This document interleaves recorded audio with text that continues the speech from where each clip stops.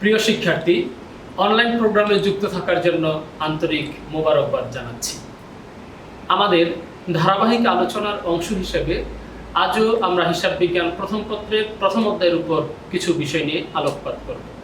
ইতিমধ্যে অন্যান্য ক্লাসগুলোতে তোমরা বিভিন্ন টপিকসের উপর ধারণা লাভ করেছ। আমরা সেই আলোচনায় উল্লেখ করেছিলাম যে পরবর্তী ক্লাসে সৃজনশীল প্রশ্ন পদ্ধতি প্রশ্ন কিভাবে উত্তর করতে হয় সে ব্যাপারে আমরা প্রায়োগিক সমস্যা ও সমাধান নিয়ে আলোচনা করব। তো আজকে আমরা সেই বিষয়টি নিয়েই তোমাদের সামনে আলোচনা পেশ করব। তোমরা বই খাতা নিয়ে এবং অন্যান্য শিক্ষা উপকরণ নিয়ে যথাসম্ভব তৈরি হয়ে নাও। আমরা ঝটপট শুরু করে দিই। প্রিয় শিক্ষার্থী, হিসাব বিজ্ঞান বিষয়ে প্রশ্নের উত্তর করার আগে প্রশ্নপত্রটি মনোযোগ দিয়ে পড়তে হবে, প্রয়োজনে একাধিকবার পড়তে হবে, বারবার পড়তে হবে। কারণ হচ্ছে প্রশ্নপত্র ভালোভাবে অনুধাবন করার মধ্য দিয়েই আমরা প্রথমে সিদ্ধান্ত নিব আমার প্রশ্নের কি কি বিষয়ে উত্তর করতে হবে এবং কিভাবে আমি উত্তর করব। তো প্রথমে আমরা প্রশ্নপত্র খুব ভালোভাবে পর্যালোচনা করব। চলো চোখ বোলানো যাক, পরবর্তী স্লাইডগুলোতে আমরা এই বিষয়ে বিস্তারিত কথা বলছি।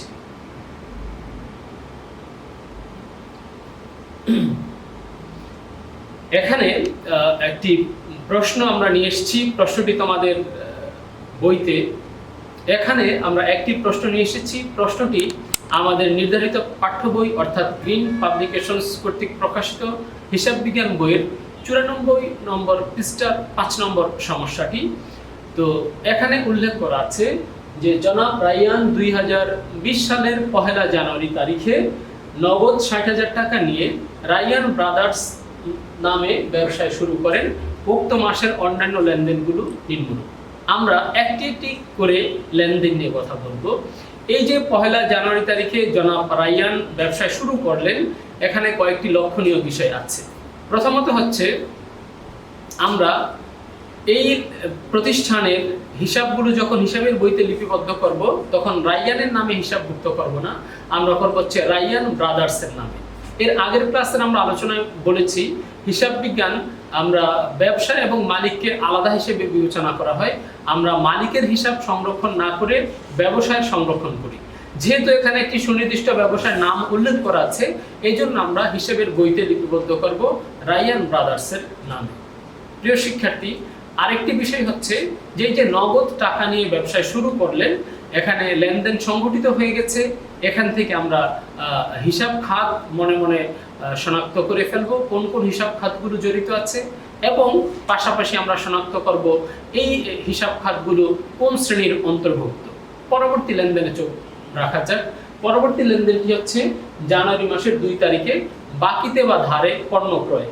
আমরা জানি বাকিতে বা ধারে পণ্য ক্রয় করলে এখানে দুটি হিসাব খাত জড়িত থাকে। তোমরা মনে মনে হিসাব খাতগুলো চিহ্নিত করার এবং শ্রেণীবিন্যাস করার চেষ্টা করো। একটু পরেই আমরা সমাধানের দিকে যাব, তখন তোমাদের ভাবনার সাথে আমাদের সমাধানগুলো মিলিয়ে নিবে। পরবর্তী লেনদেনে চোখ রাখি। পরবর্তী লেনদেনটি হচ্ছে জানুয়ারি মাসের 3 তারিখে ব্যাংকে জমা দেওয়া হলো 10,000 টাকা। ব্যাংকে জমা দিয়ে যখন আমরা একটি হিসাব খুলব বা ব্যাংকের অ্যাকাউন্টে টাকা জমা দিব, তখনও লেনদেন সংঘটিত হবে। এখানেও দুটি হিসাব খাত সংশ্লিষ্ট থাকবে। পরবর্তী লেনদেনটি হচ্ছে জানুয়ারি মাসের 10 তারিখে বাকিতে পণ্য বিক্রয় 12,000 টাকা। বাকিতে পণ্য বিক্রয় করার ফলে লেনদেন সংঘটিত হবে। এখানে দুটি হিসাব খাত থাকবে।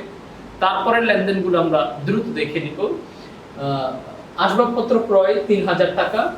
তারপরে হচ্ছে জানুয়ারি 20 তারিখ অনাদায়ী পাওনা ধার্য করা হলো 2,000 টাকা। এরপরে লেনদেন হচ্ছে জানুয়ারি 30 তারিখ বেতন পরিশোধ 7,000 টাকা। তো এই ছিল আমাদের আজকের আলোচনার বিষয়, লেনদেনগুলো। আমি তোমাদেরকে আবারও বলছি, লেনদেনগুলোকে তোমরা বারবার দেখে নাও, চোখ বুলে নাও, এবং এখানে কি কি হিসাব খাত জড়িত আছে, হিসাব খাতগুলো কোন শ্রেণীর অন্তর্ভুক্ত, সেগুলো নিয়ে তোমরা একটু ভাবনা করো। এবার আসো, এই প্রশ্নের পরে আমাদেরকে সৃজনশীল প্রশ্ন ক খ গতে কি কি চাইবে সে বিষয়ে আমরা একটু দেখে নিই।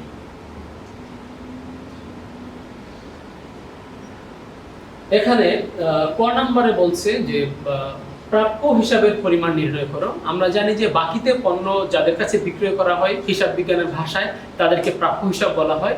তো আমাদের যে আগের লেনদেনগুলো ছিল ওই লেনদেনগুলোতে প্রাপ্য হিসাবের কিছু ঘটনা ছিল, যেমন বাকিতে পণ্য বিক্রয় ছিল। আর ওই বিক্রয়ের কিছুদিন পর আমরা আবার দেখলাম যে ওখান থেকে কিছু টাকা পাওয়া যাবে না বলে অনাদায়ী পাওনা ধার্য করা হয়েছে। এই দুটি লেনদেন আমাদের ক অংশের সাথে সম্পর্কযুক্ত। তো আমরা প্রশ্নটা পড়ে এভাবে চিন্তা করব, ক এর উত্তর করার জন্য আমাদের প্রশ্নের বা উদ্দীপকের কোন কোন ঘটনা বা কোন কোন লেনদেন সম্পর্কযুক্ত সেগুলো নিয়ে আগে আমরা চিন্তা ভাবনা করব, তারপরে আমরা উত্তর করা শুরু করব। এবারে খ নম্বরে বলছে যে উপযুক্ত লেনদেনগুলোতে বলা হয়েছে যে উপযুক্ত লেনদেনগুলোতে জড়িত হিসাব খাত চিহ্নিত করে আধুনিক পদ্ধতিতে শ্রেণীবিন্যাস করো। অর্থাৎ আমাদের প্রশ্নে যে কয়টা লেনদেন ছিল সব কয়টা লেনদেনগুলোকে আমরা অ্যানালাইসিস করব, বিশ্লেষণ করব, করে ওখান থেকে হিসাব খাত নির্ণয় করব, তারপরে আধুনিক পদ্ধতিতে হিসাবগুলোর শ্রেণীবিন্যাস করব। এবারে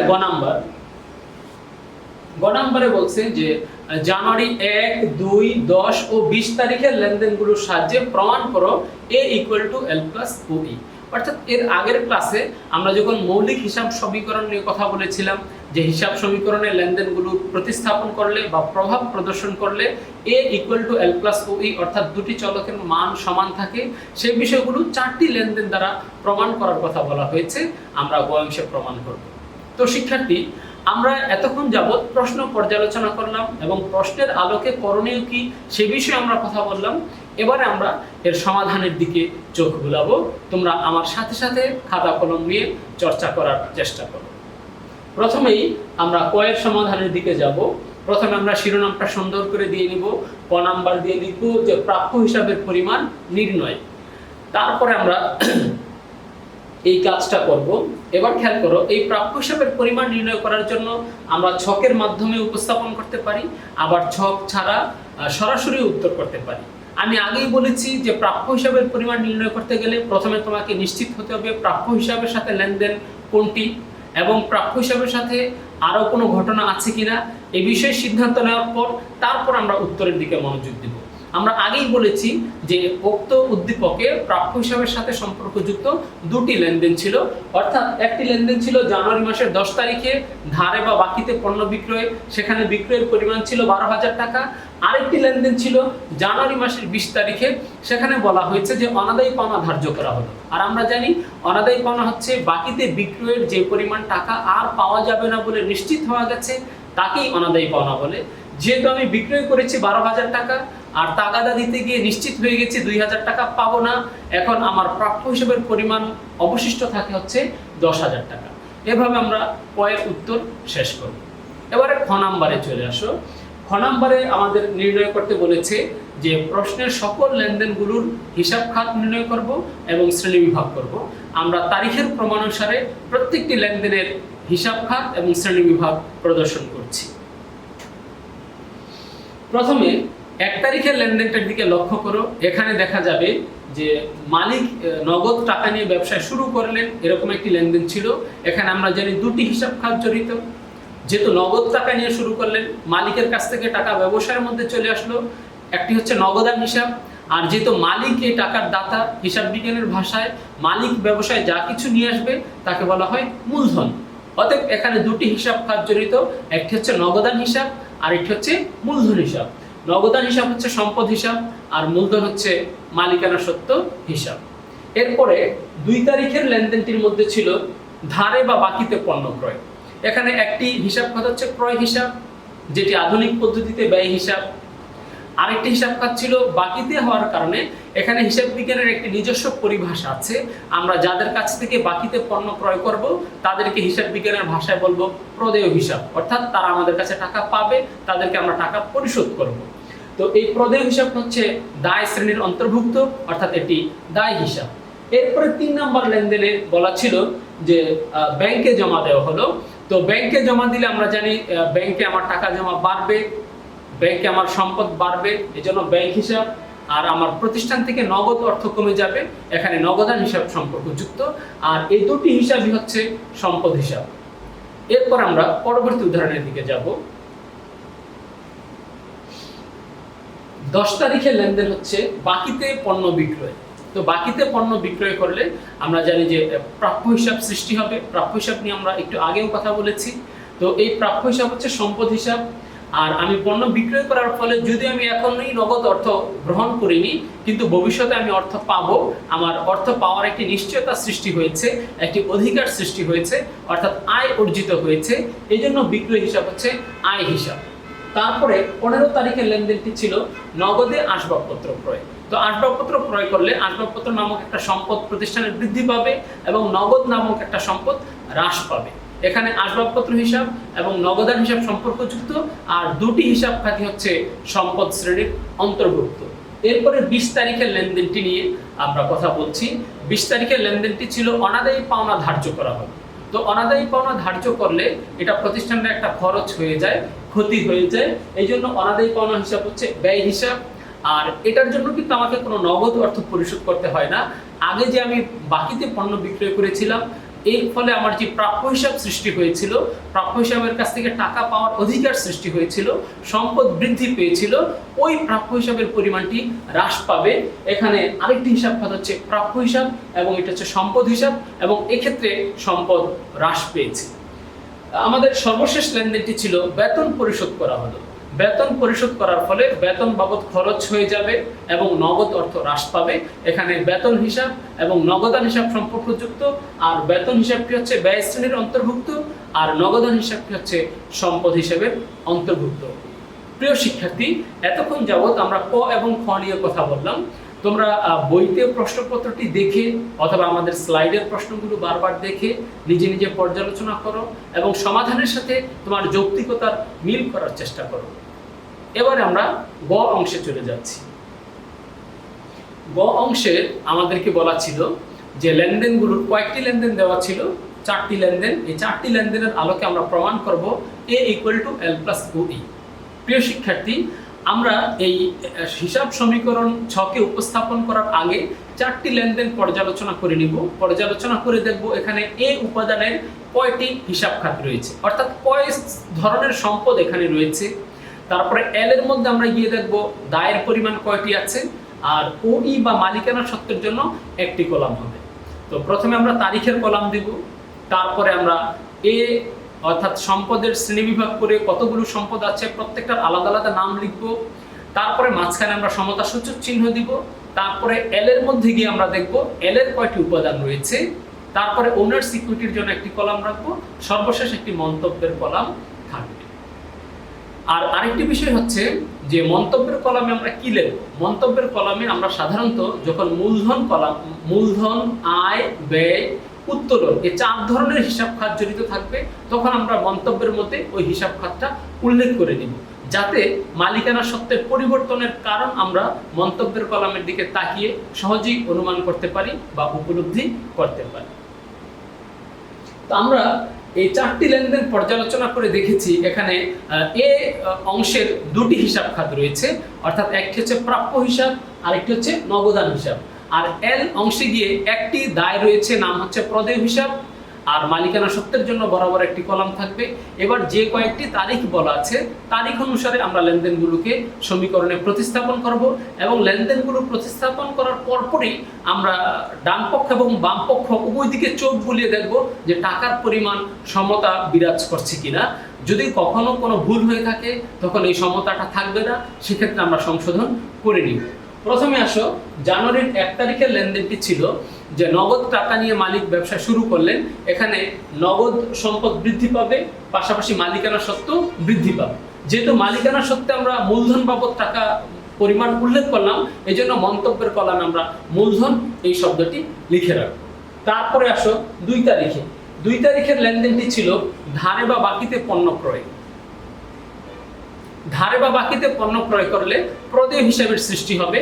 এটা আমরা L কলামে দেখাবো। প্রদেয় হিসাবের ওখানে যোগ করব, আর ক্রয় করার ফলে যদি আমি নগদ অর্থ পরিশোধ করিনি, তারপর আমার খরচ সংঘটিত হয়ে গেছে, এই জন্য আমরা মালিকানা সত্ত্ব কলামে মাইনাস করব। তোমরা লক্ষ্য করবে যে এখানে 5000 টাকা ব্র্যাকেটের মধ্যে দেওয়া আছে, আর হিসাব বিজ্ঞানে ব্র্যাকেট হচ্ছে মাইনাস সাইন হিসাবে ব্যবহার করা হয়। এবং মন্তব্যের কলামে এটা আমরা ব্যয় লিখে রাখবো, কারণ ব্যয় হওয়ার ফলে মালিকানা সত্ত্ব হ্রাস পেয়েছে।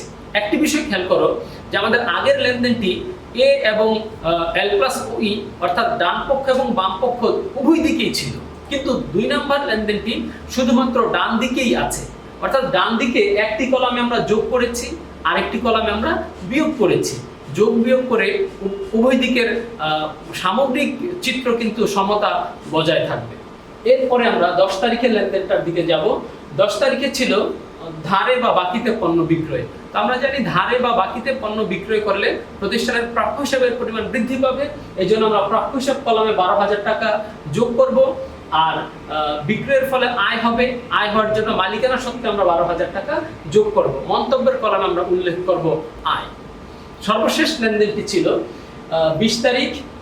এখানে আমরা অনাদায়ী পাওনা ধার্য করার কথা উল্লেখ ছিল। তো আমরা জানি যে অনাদায়ী পাওনা ধার্য করলে প্রাপ্য হিসাবের পরিমাণ হ্রাস পায়। এই জন্য 2,000 টাকা আমরা প্রাপ্য হিসাব থেকে মাইনাস করব। আর এটা খরচ হয়ে যাওয়ার ফলে, ক্ষতি হয়ে যাওয়ার ফলে মালিকানার সত্ত্ব থেকে হ্রাস করব। আর মন্তব্যের কলামে রাখবো ব্যয়। এভাবে আমরা সমীকরণের সবগুলো পোস্টিং দেওয়ার পর এবার সংশ্লিষ্ট কলামের যোগ বিয়োগ করব।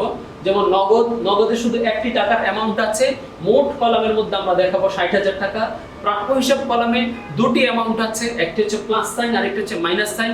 প্লাস মাইনাস করে আমরা যোগফল দেখাবো 10,000 টাকা। প্রদেয় হিসাবে একটি টাকার পরিমাণ উল্লেখ আছে, এটা যোগফলে আমরা দেখাবো 5,000 টাকা।